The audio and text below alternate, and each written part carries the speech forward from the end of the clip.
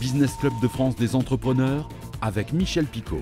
Bienvenue dans ce nouveau numéro du Business Club de France des entrepreneurs. Nous allons parler aujourd'hui des fèves, peut-être celles que vous avez retrouvées dans votre galette des rois. Mais d'où viennent-elles ces fèves? Que deviennent-elles après l'épiphanie? Ce sera notre dossier. Mais tout de suite, place à l'actu des PME dans nos territoires. La France a enregistré un des pires quatrièmes trimestres en 30 ans concernant les défaillances d'entreprises, selon une étude du groupe Altares. Pour l'année 2023, près de 58 000 entreprises ont déposé leur bilan, soit une hausse de 35% par rapport à la même période de 2022. Et il faut donc remonter à 30 ans en arrière pour retrouver les mêmes résultats. Alors comment expliquer une telle situation? Ces entreprises qui ont été aidées durant le confinement, mais qui étaient déjà en difficulté, cool aujourd'hui. Ensuite, l'inflation et les différentes crises qui touchent les PME, le coût des matières premières, de l'énergie ou encore la crise du logement. Et enfin, le remboursement des PGE, des prêts garantis par l'État. Malgré l'élargissement des compétences des pharmaciens, jamais la France n'a connu un tel rythme de fermeture de pharmacie.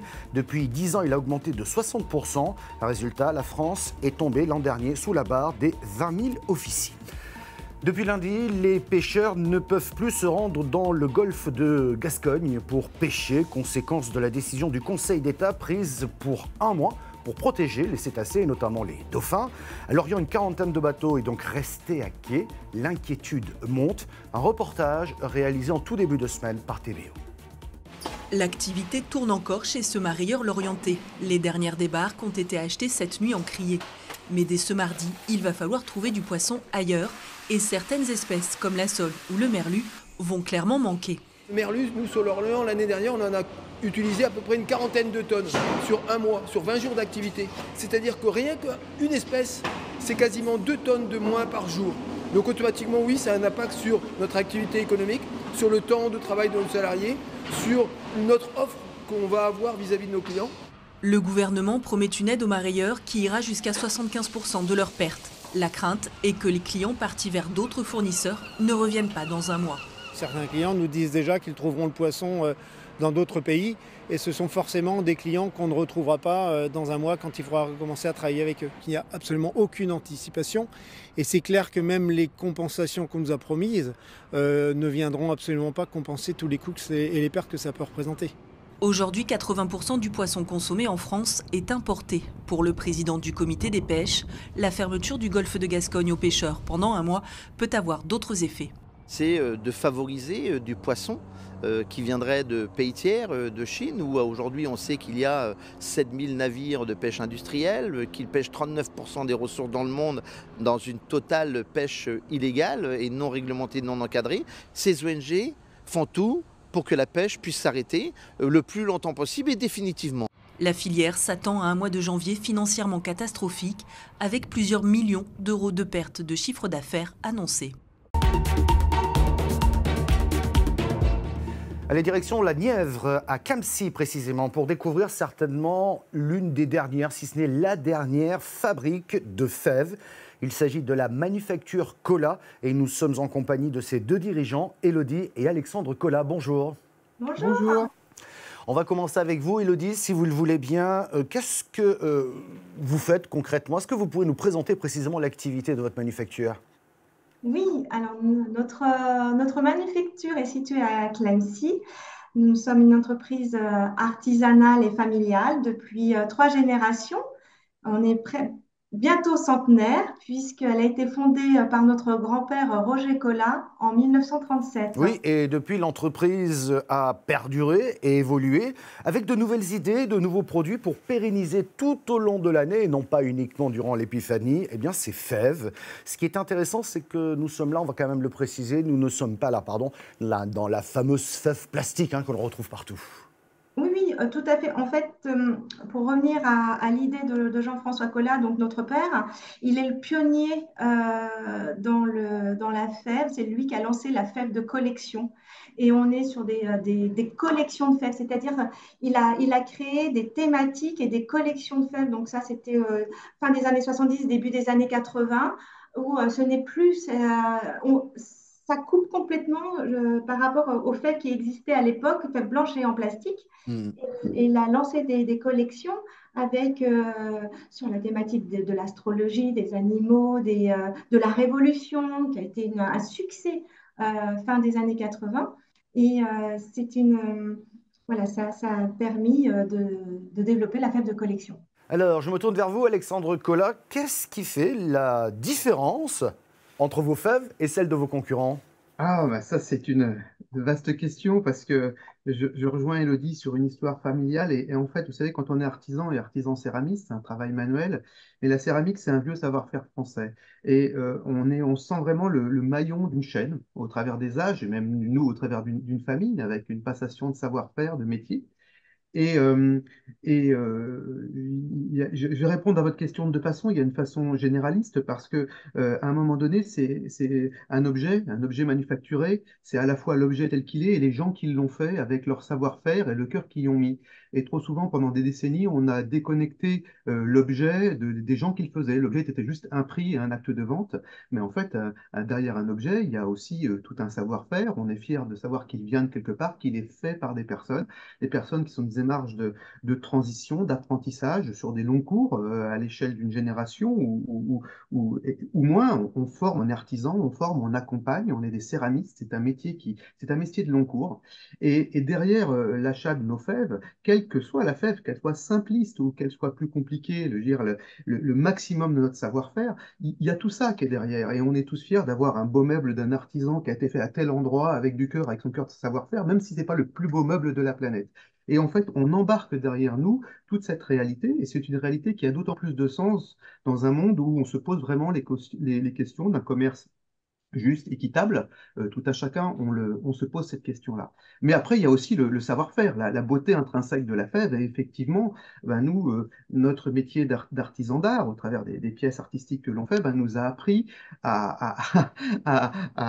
nous a permis d'avoir un savoir-faire d'excellence. Et forcément, on est en capacité de le retranscrire dans ces petits objets qui semblent des fois tout simples, mais c'est loin d'être un objet galvaudé parce que derrière la céramique, derrière une fève. Moi, j'ai l'habitude de dire qu'une fève, ce n'est pas qu'un objet, c'est un vecteur d'émotion. C'est quelque chose, c'est un moment, ça va être le petit symbole auquel va se transmettre une émotion de partage au moment de l'épiphanie entre des amis, une famille, etc. Et donc, on n'est pas dans une représentation, on n'est pas dans faire quelque chose que fidèle, on doit transmettre une émotion au travers d'un thème. Et derrière ça, et ça peut être aussi un rendu de luxe, de haut de gamme ou autre, c'est extrêmement vaste. Donc ça nous apprend à être vraiment très pluridisciplinaire, très éclectique dans le savoir-faire. Et ça, c'est vraiment notre force. C'est la puissance de cette entreprise avec le poids de son passé et puis une équipe jeune qui est vraiment dans l'innovation.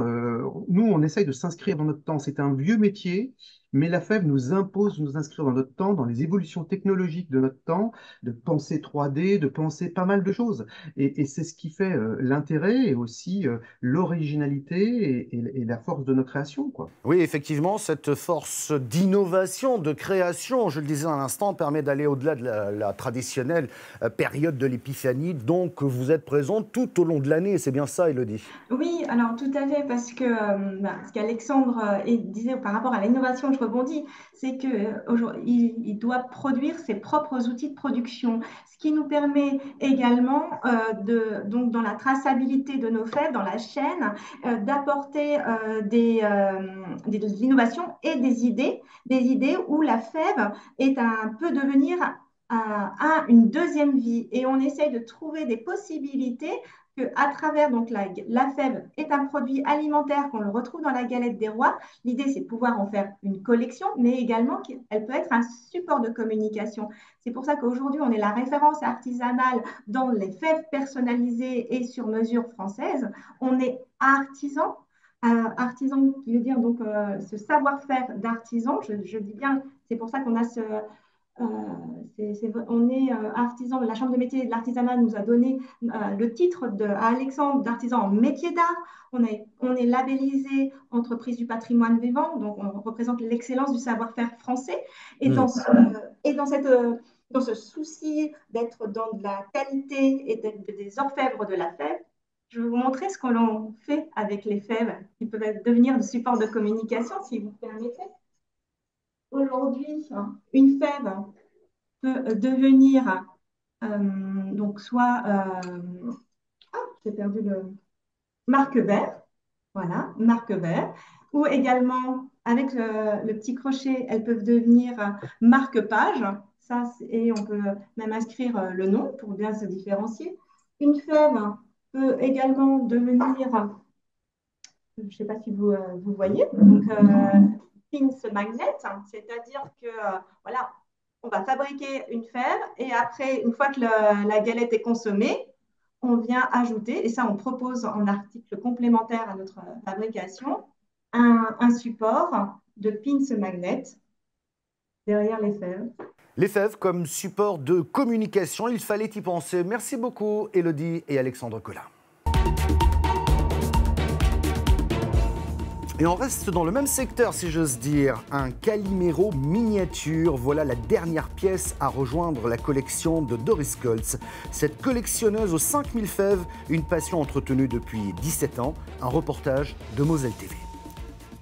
Un Calimero miniature, voilà la dernière pièce à rejoindre la collection de Doris. La fève entre dans le rangement minutieux de cette collectionneuse aux 5000 fèves. Une passion entretenue depuis 17 ans. Ma passion, elle a démarré quand un de mes fils, sur un marché aux puces, a voulu acheter une fève quand il avait 3 ans. Et par la suite, on s'est pris au jeu et on a continué cette collection. Année après année, les fèves se poussent entre elles pour se faire de la place. Mais ici, pas de problème d'espace, Doris trouve toujours des solutions. On ne savait plus où les stocker, donc on a pris une planche à tapisser et on en a fait un cadre. On a mis des étagères et là, il y en a 400.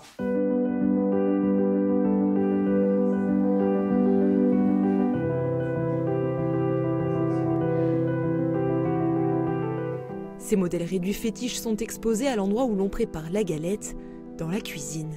Il y a même un service au vernis. Ça ressemble vraiment au service qu'avaient nos grands-parents, hein. C'est vraiment fait avec précision et c'est tout fin, c'est mignon. J'aime beaucoup le petit chat là. J'ai même eu du mal à le trouver. C'est une fève de Lunéville. Initialement, Doris allait piocher ses fèves dans les salons de la région, mais le dernier en date, celui d'Aumécourt, n'a pas survécu à la pandémie de Covid-19. Alors cette aide-soignante de profession continue de parcourir les marchés aux puces à la recherche de la perle rare pour sa collection. Merci beaucoup de nous avoir suivis. Vous savez que cette émission est disponible en replay vidéo sur le site internet de votre télévision locale ou sur celui de l'émission. Nous sommes également disponibles en audio podcast sur toutes les bonnes plateformes. Et merci également aux radios qui diffusent cette émission. Je vous retrouve la semaine prochaine.